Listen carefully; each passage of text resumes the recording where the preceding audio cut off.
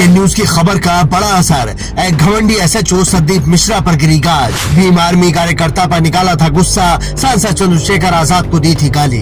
17 मई की वो रात जब बेबस परिवार के आंसू देख खुला खाकी का काला सच। नगीना सांसद चंद्रशेखर आजाद को सरेआम भद्दी गालियां देने और भीम आर्मी के कार्यकर्ताओं को बेरहमी से पीटने वाले टांडा के अहंकारी एसएचओ संदीप मिश्रा का घमंड आखिरकार चूर चूर हो गया। इंडियन न्यूज की खबर का वो जोरदार और हार्ड हिटिंग असर हुआ है जिसने सीधे सूबे के पुलिस महकमे को हिला कर रख दिया। आरोपी एसएचओ संदीप मिश्रा को तत्काल प्रभाव से लाइन हाजिर कर दिया गया है, लेकिन इस घमंडी अफसर के पापों का घड़ा कहां और कैसे भरना शुरू हुआ था, आज उसका पूरा कच्चा चिट्ठा खुलेगा। कहानी शुरू होती है उत्तर प्रदेश के रामपुर जिले के नया गांव रामनगर लतीफपुर से। तारीख थी 17 मई। एक मामूली सी कहासुनी ने देखते ही देखते पूरे गांव में बारूद जैसा तनाव पैदा कर दिया। आमने सामने दो समुदाय थे, एक तरफ रसूखदार ठाकुर समाज तो दूसरी तरफ दबा कुचला वाल्मीकि समाज। नियम कहता है कि पुलिस को निष्पक्ष होना चाहिए, लेकिन इस तंत्र का रवैया देखिए। आरोप है कि मौके पर पहुंचते ही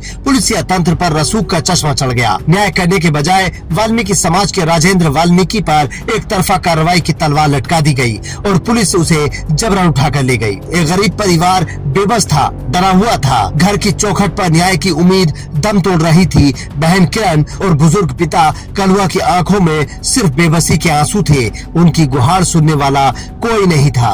जब रसूख और पैसे के आगे कानून नतमस्तक दिखने लगा, जब गरीब परिवार को लगने लगा कि अब उनकी सुध लेने वाला कोई नहीं, ठीक उसी वक्त एंट्री हुई भीम आर्मी के जिला उपाध्यक्ष विकास सिंह की। इस युवा नेता ने न सिर्फ इस बेबस और पीड़ित परिवार का हाथ थामा, बल्कि अपनी सूझबूझ भरी राजनीति का परिचय दिया। विकास सिंह ने कोतवाली के भीतर ही दोनों पक्षों को आमने सामने बिठाया। दोनों तरफ से बात रखी गई और अपनी समझदारी से इस पूरे विवाद का शांतिपूर्ण निपटारा करा दिया। गांव का तनाव खत्म हो गया। दोनों पक्षों में सुलह हो चुकी थी, लेकिन खाकी वर्दी के भीतर छुपा हुआ जातिवाद का कीड़ा अभी शांत नहीं हुआ था। अच्छा, जब एसओ साहब ने विकास भाई को गालियां दी तो वहाँ और भी लोग मौजूद होंगे? जी, पूरा पुलिस का शासन था, बहुत सारी पुलिस थी। शाम के समय होती है पुलिस, हाँ। वहाँ पर मौजूद थी। अच्छा, पूरा पुलिस फोर्स वहाँ मौजूद था थाने में उस समय? 5-6 बजे तक की बात है ये। 5 बजे तक सब गणना का समय होगा उस समय शायद। हाँ, तो विकास भाई को क्या गालियां दी कोतवाल साहब ने?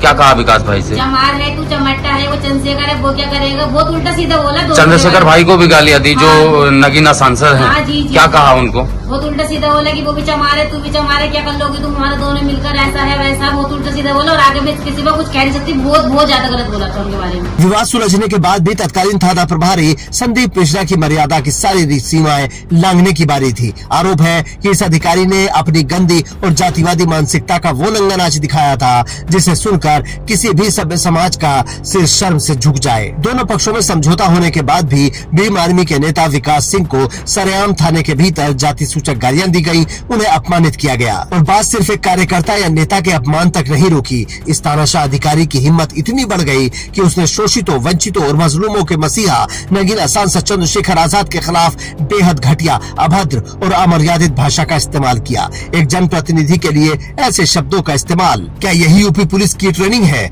इंडियन न्यूज ने जब पीड़ितों के इस दर्द को देखा तो हमने इसे अपनी सबसे बड़ी जिम्मेदारी माना। हमने इस खबर को पूरी ताकत के साथ बिना किसी डर के प्रमुखता से देश के सामने रखा और हमारी इस पत्रकारिता का नतीजा है कि आज संदीप मिश्रा लाइन हाजिर हैं। लेकिन इंडियन न्यूज आज पुलिस के आला अधिकारियों से कुछ सीधे सवाल पूछना चाहता है। ये गरीब वाल्मीकि परिवार पर एक तरफा कार्रवाई करने की जल्दबाजी क्यों दिखाई गई? क्या पुलिस सिर्फ रसूखदारों के इशारे पर नाचेगी? एक माननीय सांसद चंद्रशेखर आजाद को सरेआम अपशब्द कहने वाले अधिकारी पर सिर्फ लाइन हाजिर करने की मामूली कार्रवाई क्यों? उसे सस्पेंड क्यों नहीं किया गया? संदीप मिश्रा का लाइन हाजिर होना इस बात का प्रमाण है कि लोकतंत्र में जनता की आवाज को दबाया नहीं जा सकता। इंडियन न्यूज ने अपनी जिम्मेदारी निभाई है और हम आगे भी हर उस मजलूम और गरीब और शोषित की ढाल बनते रहेंगे जिसे ये बहरा और अंधा सिस्टम कुचलने की कोशिश करेगा। वर्दी का घमंड टूटेगा, सत्ता की हनक बिखरेगी, लेकिन सत्य और इंसाफ हमेशा जीतेगा। Bureau report, Indian news.